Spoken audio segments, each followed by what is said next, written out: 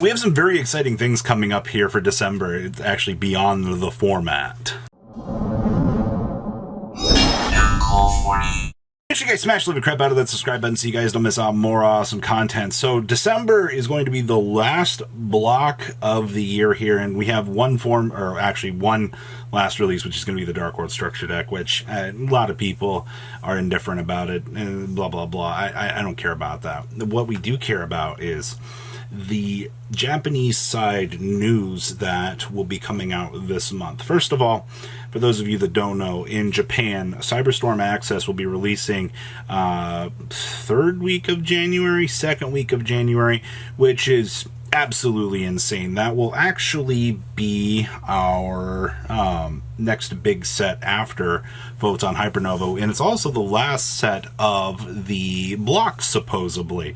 So everything that we kind of are expecting out of Cyberstorm Access, more generic Cynet support, more, honestly, cyber support in general. So why is this like so important, and why am I getting all excited about it? Well, since the last technical set in the block here, and if you're like, well, Robbie, how do you know that? All right, like, usually sets go in 3-year iterations in the game of Yu-Gi-Oh! We're lining up with the pattern for that to be the last. So unless they're going to break the pattern there, and something else is going to happen after that, per se, we'll have to wait and see. But that should be the last set on the block based on every single trend that we've had. So since this is like kind of looking like the last block in the Albaz storyline as well, the final power-up boss monsters for the Albaz lore will be in there. You know, you're going to get to see the conclusion to the story of Ecclesia and Albaz, and, you know, all of the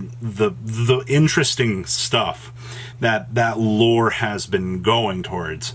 And I'm not going to lie to you, seeing the last, you know, the last remnants that we were left with in the story from Photon Hypernova, it definitely was not a good place to be for somebody out there that was supporting that lore. I'm still waiting for the day that they take the Vices Starfrost lore and they tie it in to the Fallen of Albaz lore.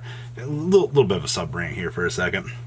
Imagine, so you got the Fallen of Albaz lore, you got like Kit going into outer space, coming back down after going through like the whole Therion, you know, stuff. Imagine if Vices Starfrost, the Tier Elements, and all of that is happening within the same universe, but off-world somewhere in another galaxy. And then they're like, you know what, we're gonna bring this all together in one like Marvel Cinematic Universe. That would be crazy to me. But right now, you know, the Vices Starfrost Tier Elements lore is sitting over here, and then, you know, we're wrapping up, you know, the lore that's happening here. It is interesting that they did start the secondary story over here with Tier and whatnot, and I mean, it's been interesting to see the differences within the metagame decks but between these two. So yeah, that's one big thing. So everything like big, you know, boss monster, you know, absolute Chad energy, this should be the end of the block for that. So if you're somebody out here that didn't get your boss monster in the last, you know, run through, keep in mind Spriggans, you know, Therion's got their big guy, you got the big Ice Jade. They did a pretty good job with those power-ups for Photon Hypernova, you know, setting the stage for that. So whatever remains, we're either going to get more generic good cards, or we're going to, you know, actually Albaz and Ecclesia should probably get their big last final dragon.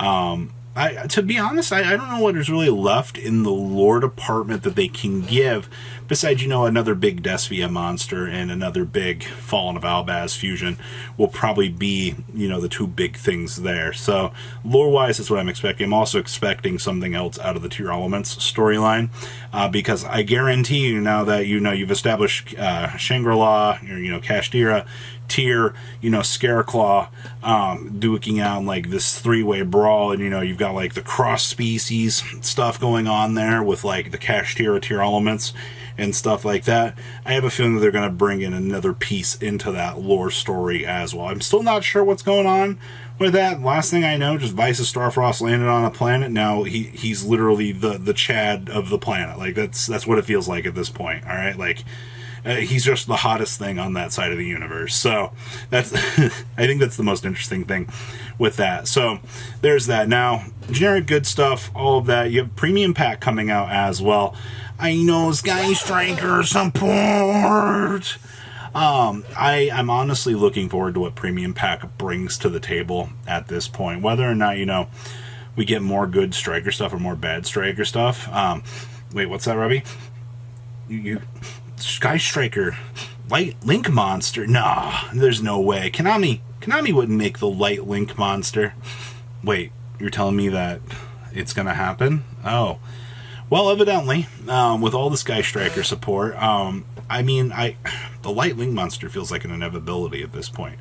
Whether or not it happens right away, we just got all of these brand new Magus support cards that kind of go against what you want to do with the deck. Because if I have those Magus cards in my Monster Zone, then all my spell and trap cards no work. It'd be kind of cool if we got a spell card that said, or some sort of card that let you, use your Sky Striker cards while you have a monster in the main Monster Zone. That'd actually be really cool in terms of design, honestly, because Lambda proved that you could activate Psyframe cards in your hand underneath certain restrictions, so there's no reason why we couldn't apply the same sort of logic here as well and just allow it to see play inversely like this. So I guess the Light Link Monster could give you access to activate your Sky Striker spells and traps from your hand if you had a monster in the main Monster Zone. I think that would honestly be fine, because it doesn't break the game too hard. That's like the big thing you got to be careful of with Sky Striker cards, is you want to be able to support the idea of the new cards coming around, and you still want to be able to not break the deck back into oblivion where players are like rabble. Also later on in this week, actually should be Wednesday morning, for those of us on the East Coast here of the US, we should get the final Trap Tricks reveal for the structure deck. That should be the big piece of news this week. Whether or not they get a searcher, they get another trap hole, whatever that they bring to the table here for Trap Tricks will definitely be the final piece to set the stage for the structure deck. And to be honest with you, if you're expecting Trap Tricks to be this absolutely tier 1 monster keeping up with the rest of the format, I hate to be the bearer of bad news, but it's not going to happen. I think it's cute that they got a power up to put them up to rogue status. No structure deck has really put anything at tier 1 status in a long time. Crystal Beast was the last deck that was really at rogue status. Charmers didn't even really get the chance to compete out of the box. So in terms of the structure deck, the final reveal will definitely set the stage for that. Honestly, just going forward here, the last big thing out of December is there's Jump Festa during the middle of the month, which we will get some of the biggest reveals out of the upcoming set, and the possibility of a Master Rule revision. I talked about previously here that some sort of Master Rule revision coming to the game. Keep in mind we don't have an anime at this point. The game is already massively complicated as it is. We know this. It's no secret that the format is, or the game is very complicated. So to add a new summoning method, or to add something new to that regard, might be a bad thing. Maybe if they make something a little bit more simple, sure, I could see that. But if we're going to go through the phase of that, then they either need to be announcing a new anime to get away from Rush Duels, or some sort of incorporation for other things. It'd be cool if they could, bring Rush Duel cards into the actual game, and, have some sort of tie-in with that, your Rush Duel cards. That would generically diversify an entire game, but alas, I don't think that's ever going to happen. Gigantic Summoning, though, would be really cool.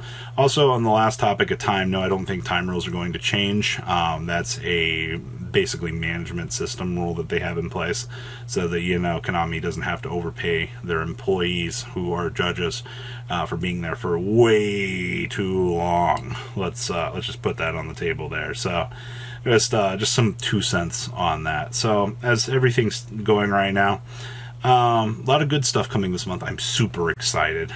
Just bear with it for a good week and a half, 2 weeks of a little bit more dryness, but some interesting stuff will come out for sure. So, what are you most excited about? Are you excited for the lore, the possibility of new Sky Striker support, the promos? the final V-Jump stuff. What's got you most excited for the reveals this month? Please leave a comment down below. Tell me what you guys think, and I'll see your beautiful faces back here later today, guys. Peace out. Patrons, thank you.